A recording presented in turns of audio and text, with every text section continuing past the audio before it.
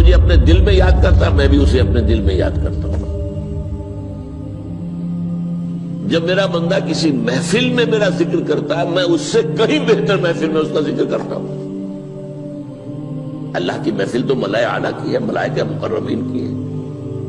بہرحال اللہ کو تم اپنے دل میں مستحضر رکھو، اللہ تعالیٰ تمہیں بھی یاد رکھے گا۔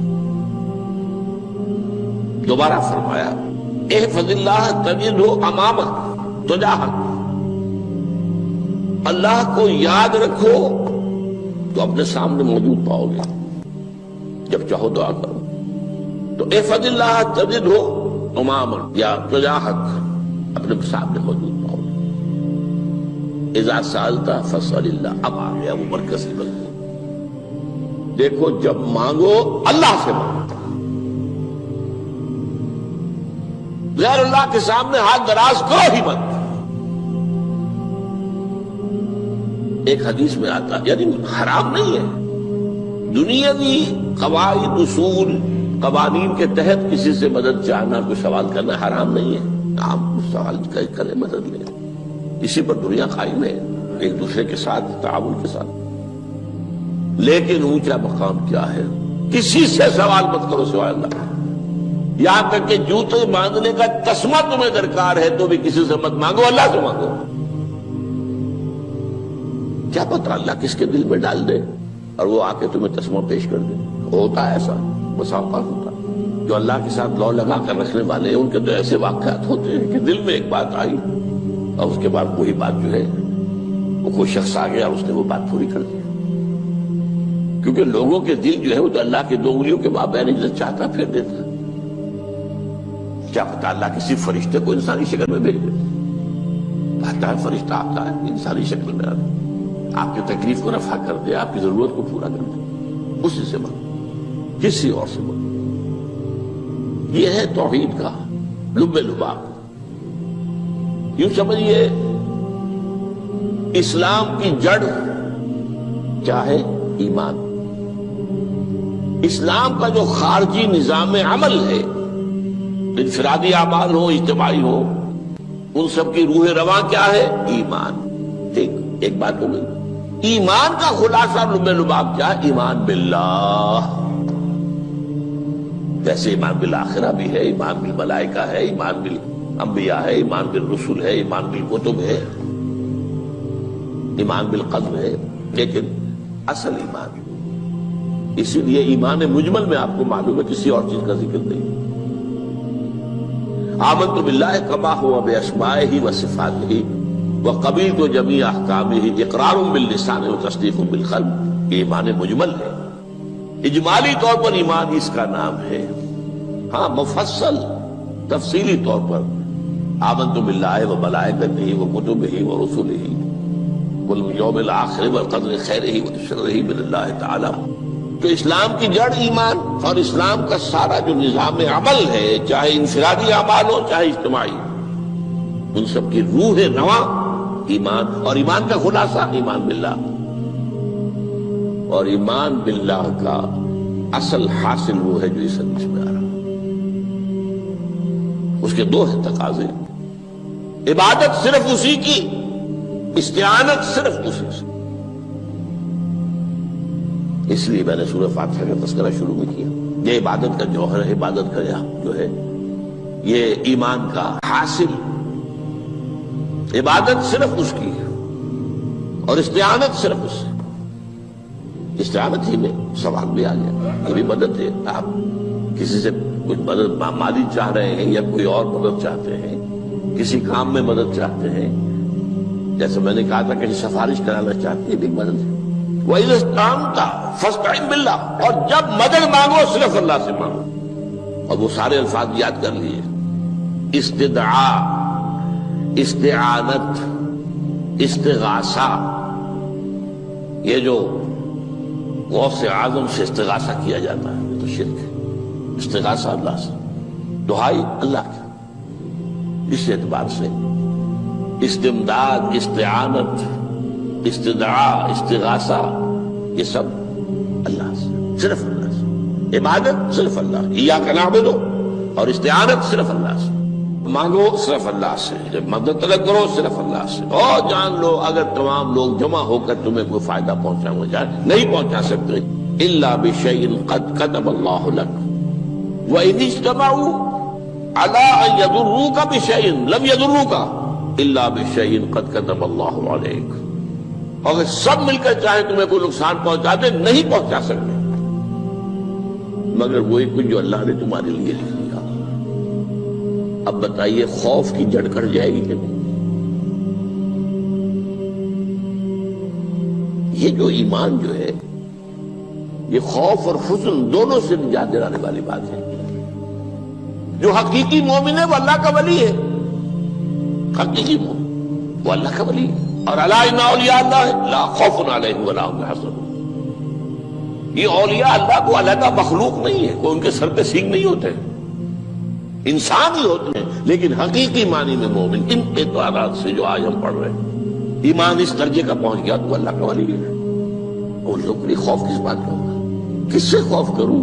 اس کے ہاتھ میں کچھ ہے ہی نہیں، اور اگر کچھ اللہ نے میرے لیے لکھ دیا وہ آ کر رہے گا، چاہے میں لاکھ گڑ گڑاؤں تو اس کے سامنے کہ مجھے چھوڑ دے، اگر اللہ نے لکھا وہ آیا وہ تو آئے گا، تو کاہے کو اس کے سامنے گڑ گڑانا، کاہے کو جبرسائی کرنا اس کے سامنے، اور کسی کے ہاتھ میں کچھ ہے ہی نہیں، میرا خیر ہے ہی نہیں، کاہے کو خوشامد کرو اس کی۔ اور سنیے، رفعت الاقلام، دیکھو نوجوان، قلمیں اٹھا لی گئی ہیں، وجفت الصحف، اور جو رجسٹر ہیں صحیفے ان کی سیاہی خشک ہو چکی ہے۔ یہ ہے وہ اللہ کا علم، اس میں ہر شے لکھ دی گئی ہے، اس کی قلم اٹھا لیے گئے۔ جیسے آپ کو معلوم ہے امتحان ہوتا تھا، 3 گھنٹے ختم ہو گئے، اسٹاپ رائٹنگ، بس اب قلم رک جانا چاہیے۔ وہ قلم تو تقدیر کا کاتب جو ہے وہ قلم اس کا اب اٹھا لیا گیا، اور جو صحیفے جن پر لکھا گیا وہ خشک بھی ہو گئے۔ یہ تو روایت ہے جو امام ترمذی نے جس کو روایت کیا، یہ متن ان کا ہے جو ہم نے پڑھا ابھی، اور ان کا قول یہ ہے کہ یہ حدیث حسن صحیح ہے، لیکن یہی روایت اور انہی راوی سے عبداللہ ابن عباس سے رضی اللہ تعالیٰ عنہما اور بھی محدثین نے کی ہے، تو اس میں سے ایک اور متن جو ہے وہ یہاں پر امام نووی نے دے دیا ہے۔ احفظ اللہ تجدہ امامک، یہ تو پہلا وہ ٹکڑا تھا، وقت جاہک تھا، یہاں امامک ہے، امام مطلب ایک ہی ہے، اپنے سامنے پاؤ گے۔ اللہ کی حفاظت کرو، اللہ کو دل میں، اللہ کی یاد کو محفوظ رکھو، گویا کہ اللہ کو مستحضر رکھو۔ ذکر اللہ کے معنی کیا ہے؟ استحضار اللہ فی القلب، یہ ذکر اللہ ہے۔ جنہیں ہم ذکر سمجھ بیٹھے ہیں وہ ذکر کے ذریعے ہے۔ اقیم الصلاۃ لذکری، نماز قائم کرو میری یاد کے لیے، نماز ذریعہ ہے یاد کا۔ یہ علیحدہ بات ہے کہ آپ نے 17 رکعتیں بھی پڑھ لی ہو عشاء کی اور یاد آپ کو آئی ہی نہیں کوئی، آپ تو ایک میکینیکل انداز میں جو ہے وہ اٹھک بیٹھک کر رہے ہیں اور آپ کی زبان سے کچھ بھی نکل رہا ہے، تو اس کا آپ کے شعور سے، دل کی گہرائی سے کوئی رابطہ ہے ہی نہیں، وہ ذکر تو نہیں ہوا۔ ہاں نماز فرض تھی وہ ادا ہو گئی، آپ کی فرض ادا ہو گئی۔ تو جنہیں ہم نے ذکر سمجھا وہ ذرائع ذکر ہے، اللہ اللہ سبحان اللہ سبحان اللہ زبان سے، یہ تاکہ اس کے نتیجے میں وہ ذکر حاصل ہو جائے۔ استحضار اللہ فی القلب، ذکر کے معنی ہے استحضار اللہ فی القلب۔ تعرف الی اللہ فی الرخاء، اور دیکھو کشادگی کے وقت میں تم اللہ کو یاد رکھو، اللہ کی طرف رجوع کیے رہو، بھول نہ جاؤ۔ وہ نہ ہو جو کبھی کہا تھا، بہادر شاہ ظفر کے اشعار میں سے بہت زور کا شعر ہے، ظفر آدمی اس کو نہ جانیے چاہے کتنا ہی ہو فام و زکا، جسے عیش میں یاد خدا نہ رہی، جسے تیش میں خوف خدا نہ رہا۔ وہ ہے کشادگی کی حالت میں، جبکہ تمہارے لیے کشادگی ہے، اللہ کی طرف رجوع کیے رکھو۔ یعرف کا فی الشدہ، تو اللہ اپنی توجہ تم پر رکھے گا شدت کے وقت میں، تمہیں کوئی تکلیف ہے اس تکلیف کو تم پر آسان کر دے گا۔ تکلیف تو آنی ہے، لکھی ہوئی ہے، وہ تو آئے گی، لیکن یہ کہ اللہ تعالیٰ اس کی شدت کو، ایک ہی چیز ہے جس کو ایک انسان بہت شدت کے ساتھ محسوس کر رہا ہے، دوسرا آدمی اتنا نہیں محسوس کر رہا ہے، احساس کا معاملہ ہوگا نا۔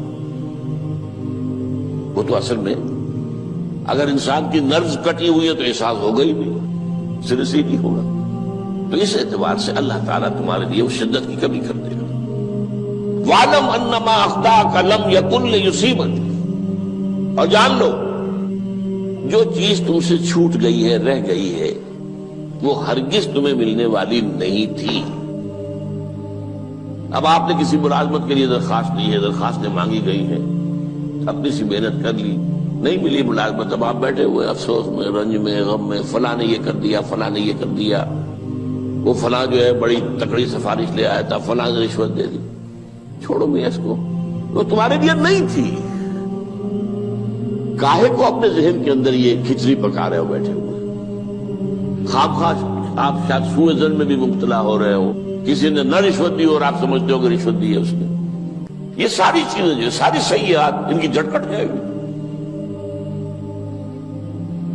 وَاعْلَمْ أَنَّمَا أَخْطَأَكَ لَمْ يَكُنْ لِيُصِيبَكَ وَمَا أَصَابَكَ، اور جو چیز تم پر آ گئی، لَمْ يَكُنْ لِيُخْطِئَكَ، ہو ہی نہیں سکتا تھا کہ وہ تم پر نہ۔ یہ کر لیتا تو ہو جاتا، شاید یہ کر لیتا، میں نے ٹیکا پہلے لگوا دیا ہوتا تو یہ بات نہ ہوتی۔ بھائی وہ جو ہونا تھا وہ ہونا تھا۔ اب یہ وہ چیز ہے جس سے انسان میں کیفیت پیدا ہوتی، تسلیم و رضا۔ ہم بھی تسلیم کی خو ڈالیں گے، بے نیازی تیری عادت ہی صحیح، اے اللہ جو تو نے چاہا مجھے قبول ہے۔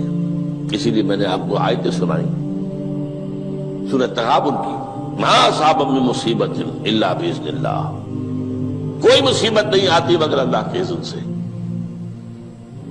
وَمَن یؤمن باللہ یہد قلبہ، جو اللہ پر ایمان رکھتا ہو اللہ اس کے دل کو ہدایت دے دیتا ہے۔ ہدایت کس بات کی؟ تسلیم و رضا۔ سر دوستاں سلامت کے تو خنجر آزمائی، نہ شبد نصیب دشمن کے شبد ہلاکے تیغت۔ اے اللہ تیری طرف سے ہے، مجھے قبول ہے، اور بظاہر مجھے تکلیف ہو رہی ہے لیکن یقیناً اس میں میرا کوئی خیر ہے۔ بیدک الخیر، تیرے ہاتھ میں تو خیر ہی خیر ہے، جو بھی تیری طرف سے آئے۔ سر تسلیم خم ہے جو مزاج یاد میں، اور یہ مضمون جو ہے زیادہ بڑے پیمانے پر سورہ حدید میں آیا ہے۔ ما اصاب من مصیبت فی الارض ولا فی انفسکم الا فی کتاب من قبل ان نبرأها، کوئی مصیبت نہیں آتی نہ تمہاری جانوں میں نہ زمین میں، زمین میں زلزلہ آ جانا، سیلاب آ جانا، کچھ اور زمین کا دھنس جانا، یا یہ ہے کہ تمہاری جانوں میں کوئی بخار ہو گیا، کوئی اور تکلیف ہو گئی، اچانک معلوم ہوا کہ انسان جو کینسر ہے، اور کینسر بھی اب 3rd سٹیج کو پہنچ چکا ہے، لیکن جو بھی آیا ہے وہ اللہ کے علم کی کتاب میں پہلے سے لکھا ہوا ہے۔ فی کتاب من قبل ان نبرأها، یہ کتاب میں درج ہے اس سے پہلے کہ ہم اسے ظاہر کریں۔ اس کا نتیجہ کیا نکلنا چاہیے؟ لیکن لا تأسوا علی ما فاتکم ولا تفرحوا بما آتاکم، افسوس نہ کیا کرو جو تم سے جاتا رہے، چھوٹ جائے، کوئی عزیز فوت ہو گیا، کوئی موقع ہاتھ سے نکل گیا، ارے بھائی میں چوک گیا، بڑا موقع تھا، اب اس پر افسوس کر رہے ہیں۔ نہیں، جو چیز دیکھیں، لا تأسوا علی ما فاتک ولا تفرحوا بما آتاک، جو اللہ تمہیں دے دے اس پر اتراؤ مت۔ وما اصابک لم یکن لیخطئک واعلم ان النصر مع الصبر، اور جان لو اللہ کی مدد صبر کے ساتھ آتی ہے، جو آئے اس کی طرف سے جھیلو، زبان پر کلمہ شکوہ اور شکایت نہ آئے، اللہ سے شکایت نہ آئے، تسلیم و رضا، جو تیری رضا ہے۔ تیری صحت ہمیں منظور ہے لیکن اس کو، مولانا محمد علی جوہر ایک مرتبہ جیل میں گئے، ایک بیٹی بیمار ہوئی، فوت ہو گئی، اس کے بعد دوسری مرتبہ پھر جیل میں گئے، دوسری بیٹی کو وہی بیماری ہوئی، جیل میں اطلاع ملی کہ بیٹی کو یہ بیماری ہو گئی ہے، تو خط لکھا ہے اشعار کی شکل میں، کا آخری شعر یہ ہے: تیری صحت ہمیں منظور ہے لیکن اس کو نہیں منظور تو پھر ہم کو بھی منظور۔ ہم تو چاہتے ہیں میں بیٹی کے تجھے شفا ہو جائے، اسے منظور نہیں تو پھر ہمیں بھی منظور۔ وَاعْلَمْ أَنَّ النَّصْرَ مَعَ الصَّبْرِ وَأَنَّ الْفَرَجَ مَعَ الْكَرْبِ۔ فرج، فراخی، کھل جانا کسی چیز کا، یہ ہے کرب کے ساتھ، تکلیف کے ساتھ، تکلیف ہوتی ہے ساتھ۔ اللہ نے قانون بنایا ہے دنیا کا۔ اب آپ اندازہ کیجئے بچے کی ولادت میں ماں کو کتنی تکلیف اٹھانی پڑتی ہے۔ آج کل تو فیشن ہو گیا ہے، سیدھے سیدھے جاؤ، آپریشن کراؤ، تکلیف سے بچ جاؤ، لیکن یہ ہے کہ یہ بھی آپ کے علم میں ہوگا، وہ ساری تکلیف جیسے ہی بچے کو لا کر ماں کے برابر لٹایا ہے، ساری تکلیف ختم، پھر جو راحت اس سے میسر آتی ہے۔ ان الفرج مع الکرب وان مع العسر یسرا، اسی لیے میں نے وہ آیتیں بھی پڑھی تھی، ان مع العسر یسرا، ان مع العسر یسرا۔ اس دنیا میں یہ اللہ نے نظام بنایا ہے، سختیاں جھیلنی ہی ہوں گی۔ لقد خلقنا الانسان فی کبد، ہم نے انسان کو پیدا کیا مشقت کے اندر، مشقت تو کرنی پڑے گی۔ کسی کی جسمانی مشقت زیادہ، کسی کی ذہنی مشقت زیادہ، مشقت سے چارہ کسی کو نہیں۔ تو یہ ہے ان مع العسر یسرا، ان مع العسر یسرا۔ بارک اللہ لی ولکم فی القرآن العظیم ونفعنی وإیاکم بالآیات